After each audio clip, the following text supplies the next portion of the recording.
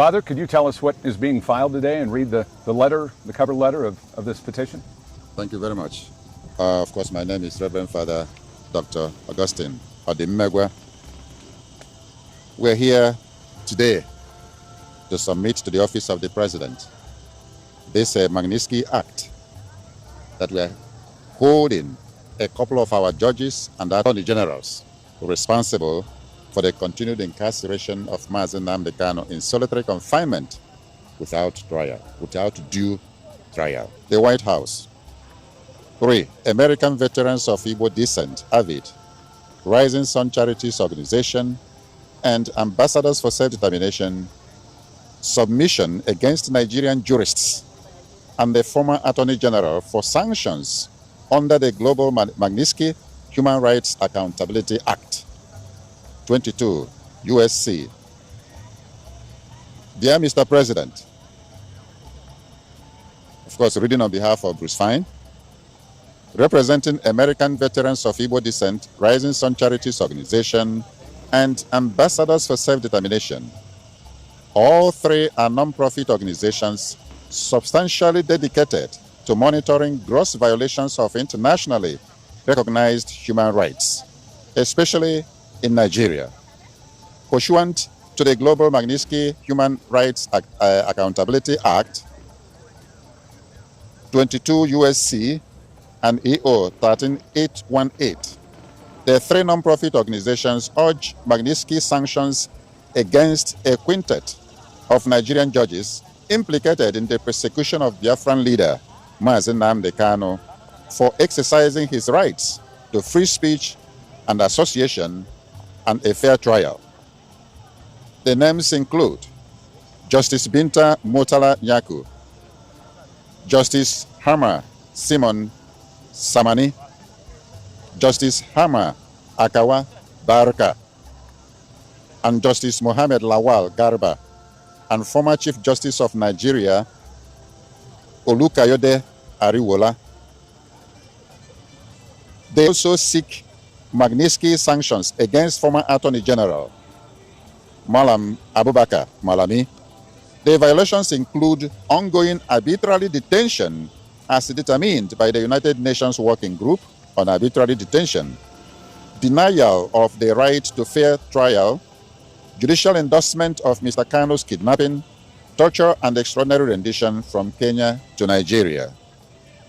Nigeria's protracted persecution of Mazi Nnamdi Kanu for peaceful advocacy of a self-determination referendum in Biafra commenced as early as 2015. In September 2017, Nigeria's military attempted to assassinate Mazi Nnamdi Kanu in his hometown.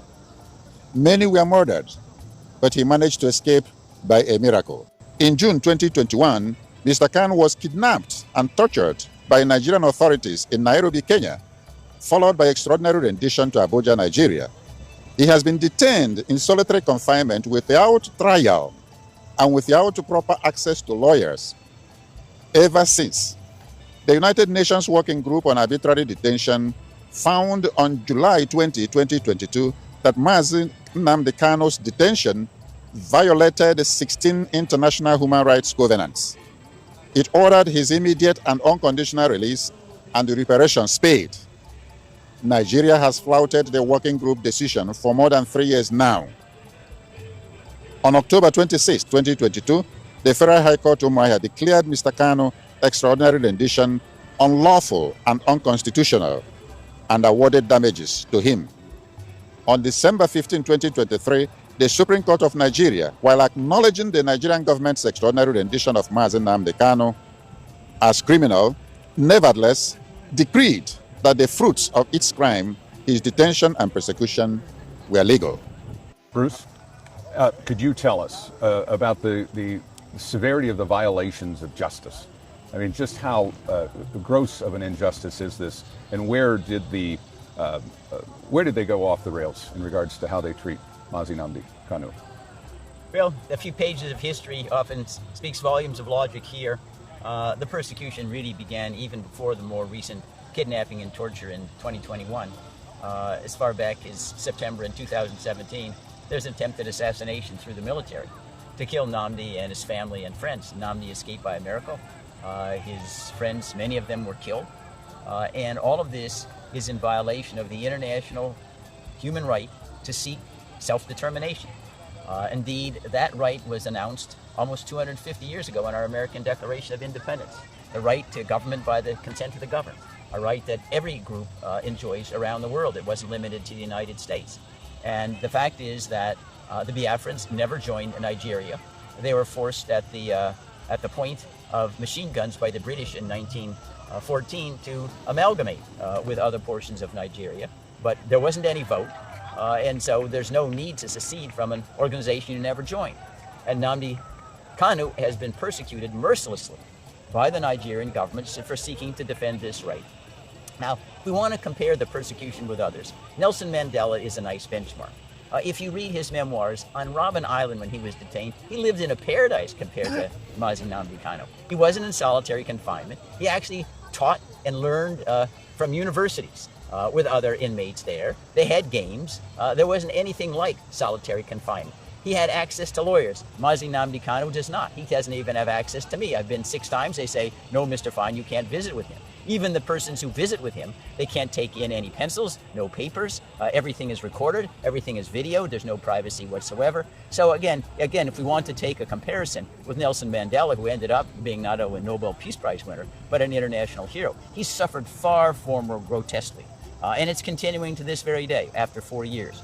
Now, I'd like to amplify for our audience here as well. The Global Magnitsky Human Rights Accountability Act empowers the president to identify foreigners who are guilty of gross violations of human rights, freeze their assets, and ban them from ever traveling to the United States. And that's what we're asking happen in this particular case with regard to the 6 individuals that we identified in our petition. Now, one of the other elements that comes from the Global Magnitsky listing is it's a stigma. It puts you in the same category as notorious, horrible human rights violators, Adolf Hitler, Joseph Stalin, Kim Il-sung in North Korea, anyway, all the ones that you remember by reading in the newspapers. And we would hope that the Nigerians would wake up. This is simply the opening shot, if you will, of trying to obtain justice for Nnamdi Kanu. If others do not shape up and help and insist on his release, they will be on the list that we present to President Trump as well. And that ought to be a message that goes out to everyone in Nigeria who's been involved in this complete travesty of justice against Mazi Nnamdi Kanu. You will be our next petition if within the next short while Nnamdi Kanu is not free as he deserves to be under international law. Bruce, can you expound on the teeth that are in the Magnitsky Act and just how deep can they go to both the individual and the country? Well, the individuals can be banned from ever visiting the United States. They can't do business here. If they have any assets, they will be frozen. But the United States also can, under Magnitsky and related laws, impose embargoes. They can cut off, they can impose tariffs. We know Mr. Trump might slap 500% tariff on Nigeria in order to encourage them to release Mazi Nnamdi Kanu. They're almost a limitless array of sanctions, if you will. They could send, they could cut off all military supplies, which right now Nigeria is quite dependent upon the United States for a military supply. They should prevent them from getting access to World Bank loans or IMF loans. So there's a huge arsenal that the President of the United States wields to pressure Nigeria to doing the right thing. We don't want to go that way. Mr. Trump doesn't want to take the Nigerian people, who oftentimes suffer with the sanctions, down with the leaders. But after all, the leaders and the acquiescence of the people, especially the Fulani, are responsible for the plight of Mazi Nnamdi Kanu, and they need to take risks themselves in order to do the right thing. And say, well, I don't want to take a risk. The government will retaliate. Well, Mazi Nnamdi Kanu took a risk far greater than anybody's asking you to take. It's time to be accountable for your own country and your own compliance with international law and push back against the government of Nigeria that, again, has acted in dastardly criminal fashion for at least 4 years. And I want to underscore what the government did is a crime. Think of this obtuseness. Nnamdi Kanu is being prosecuted by the criminal organization that captured and prosecuted him. It's the government should be prosecuted by Nnamdi Kanu, not the other way around. And when that happens, we know that justice will have prevailed. Does a president have the power to actually punish countries doing business with Nigeria? I mean, how far do those teeth go? No, I mean, we can see right now with regard to the use of the tariffs, yeah. If you call tariffs, punitive tariffs, 100, 200%, the answer is yes. The president does have that authority under emergency powers and existing sanctions that Congress has allocated to the executive branch to do those things. But I don't believe in this particular situation, Mark, there really is much space between the president and Congress. Congress also of the United States is very, very critical of Nigeria. The chairman of the House Foreign Relations Committee, Chris Smith, has been a bitter critic of Nigeria for long years. And Congress could do something like expel Nigeria from the United Nations. That was done in a similar way with suspension. During the period of apartheid in South Africa, the United Nations suspended South Africa until it abandoned apartheid after Nelson Mandela was released. It was suspended for over 2 decades. That sanction is looking Nigeria in the face right now. That you continue to defy international human rights. You're not worthy of sitting in the United Nations anymore. And think of this kind of oddity. It was the United Nations Working Group that said Nnamdi is being held in violation of 16 international human rights covenants and orders his immediate and unconditional release. It is an arm of the United Nations. So how can Nigeria be part of an organization which is flouting at the same time? It just doesn't compute. And again, we hope that Nigerians will get control of themselves. There's a way in which you can use peaceful avenues of redress, separation. It doesn't need to be violent. It's happened in Czechoslovakia divided. It happened in Sudan divided. It's been done before. They need to get the negotiating table with Mazi Nnamdi Kanu so that everybody can be a winner. If it's not, we risk everybody being a loser. As an attorney, one last thing. Bruce, if you could expound on the difference of how they captured Mazi Nnamdi Kanu. Was it more of an arrest or a kidnapping? No, this was a kidnapping out and out. He's driving to the airport, Nairobi. They kidnap him, take him to secret premises, torture him for 8 days, then stick him in a private plane to go back to Abuja. That is kidnapping by any other name. Moreover, the Nigerian courts themselves have acknowledged the kidnapping but said, well, it doesn't really matter. You can prosecute the fruits of your kidnapping, which runs contrary to all law. That is, a fundamental rule from the beginning of time is you shouldn't let crime pay. Well, what's happened here is the Nigerian courts has told the government, you can make crime pay. You can engage in crime to capture somebody and then keep them and prosecute them and put them in prison. That really turns justice upside down. Yeah. What is the maximum that is allowed for solitary confinement? And then we can talk about what's happening here. Well, it's very limited.